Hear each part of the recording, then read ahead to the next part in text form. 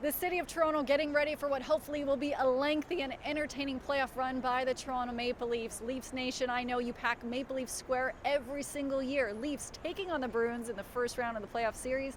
And I know when you hear Leafs Bruins, you don't want to hear Game 7, and you definitely don't want history to repeat itself. Waits on a screen, now he takes a shot, he scores! The Leafs were knocked out of the first round of the playoffs in 2019 in Game 7 by the Bruins. And the same story the season before. There are only a handful of players remaining on each team from those playoff series. For the Leafs as a whole, they are ready for what should be a great battle on the ice between two original six teams.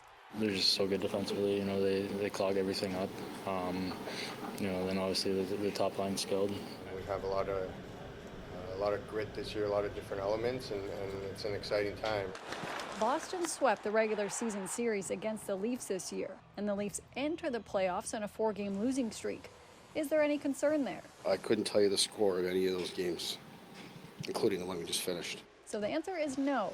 Now here's an out-of-context moment from the Leafs' final regular season game where it looks like Leafs head coach Sheldon Keefe is just breathing his hot breath awkwardly on Auston Matthews' neck. The Buds' regular season ended Wednesday night where Matthews fell just short of reaching a milestone moment of 70 goals this year.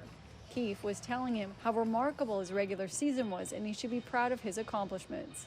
I wanted it for sure, but it just wasn't meant to be. And while the Leafs are in the playoffs, the Raptors absolutely are not. But some familiar faces are OG Anunoby and Precious Achiuwa, who both were traded to the Knicks in December.